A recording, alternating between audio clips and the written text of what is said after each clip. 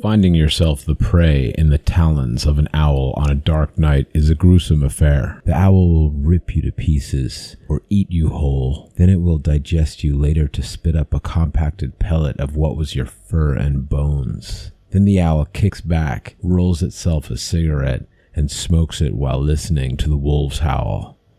This is the smoking owl. I know there's a lot of stories from truck drivers floating around the internet. I also know that a lot of these stories feature similar elements to each other, and some of those elements I've experienced myself. What I'm here to share, though, are some things that I've gone through on the road that I haven't seen regaled elsewhere. I've been driving for the last 9 years, and I've loved it since the moment I started my first job. I work independently, meaning that I bid for delivery contracts against other driving services, be they independent or companies. I'm not married and I have no kids, so driving around the country is ideal for me. Doing so independently allows me to pick and choose where I go and when. Driving alone at night on an empty road can get a bit unsettling, despite listening to movies, TV shows, and music all the while. It's the solidarity of driving for hours without seeing another living soul. The fact that if something were to happen, no one would be around to hear you scream, that make the prospect a bit off-putting. The rules of no sleep state that only one story is allowed per post, so I will do my best to provide as much detail in each of my tales to make it worth your while. Back in 2011, I was tasked with hauling a load from the distributor in Detroit, Michigan to Seattle, Washington, and due to overnight construction on the interstate, I needed to take a road called Montana Highway 200. That road is the epitome of what I described earlier. Hours of driving without seeing another living soul. Due to my schedule, I found myself traversing this stretch of road around 11 p.m. I was wide awake though, so I decided to push on. I was about 130 miles east of the city of Great Falls, Montana, and I was watching one show or another, just kinda spacing out as I drove through the darkness. All the electronics on the rig suddenly flickered. The laptop screen went black for a few quick moments, as did the headlights and the lights on the sides of the truck. After a few seconds, all was fine, though I was a bit perturbed because the lights on the truck were the only lights around me. Without them, I couldn't see more than 20 feet in any direction. I continued driving for another few miles, and everything flickered a few more times. I came up over a hill and the headlights dimmed severely, to the point I could only see a few feet past the front of the truck. As I reached the bottom of the hill, the lights suddenly surged. The brights were brighter than they'd ever been. The interior lights of the truck were on at 110% power. The orange lights on the side of the truck glowed brightly into the darkness that surrounded me. And with that, the truck shut off. I came rolling to a stop at the bottom of the hill and spent some time trying to fix the issue, ultimately finding myself unable to get the truck started back up. I pulled my phone out of my pocket and of course I had no signal.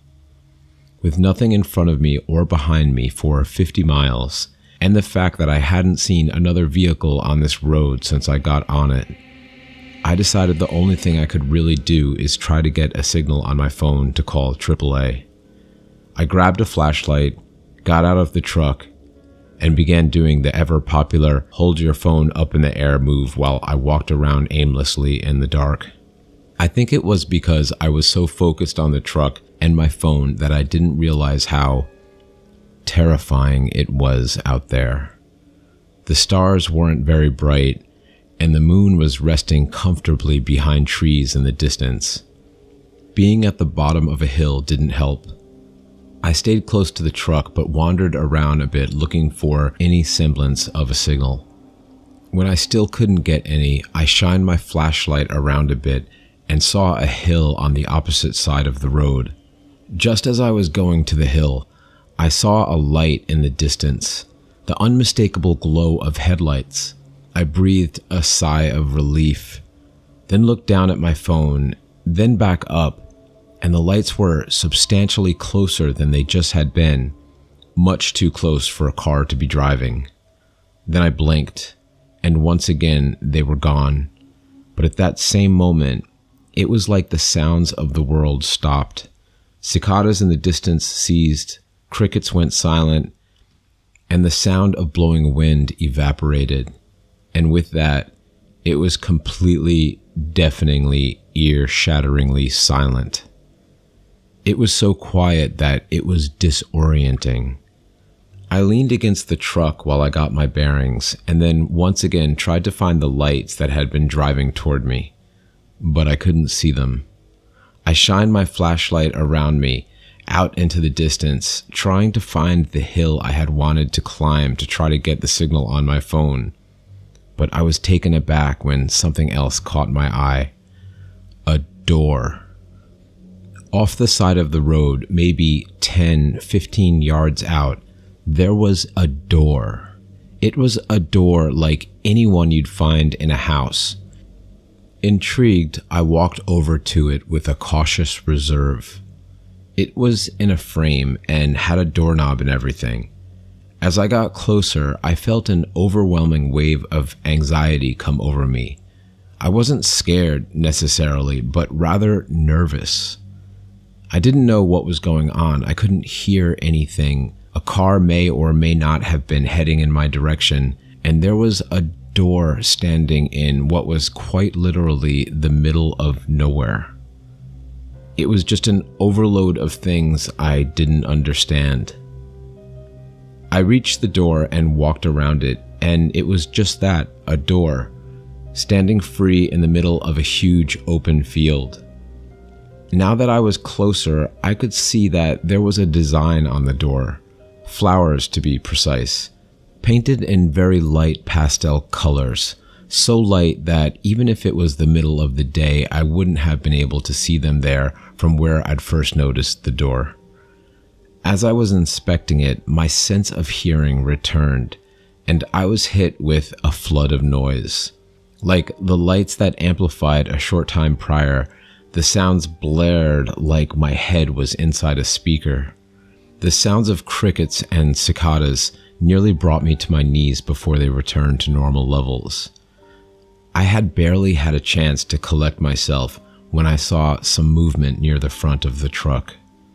I shined my light towards it, and for a split second I saw a glimpse of what looked like a person moving from my line of vision to behind the truck. I yelled out to whoever it was with a generic, "Hey!" and abandoned my interest in the door. I lightly jogged over to the truck, and with the same cautious reserve, I turned the corner to see who was by the truck.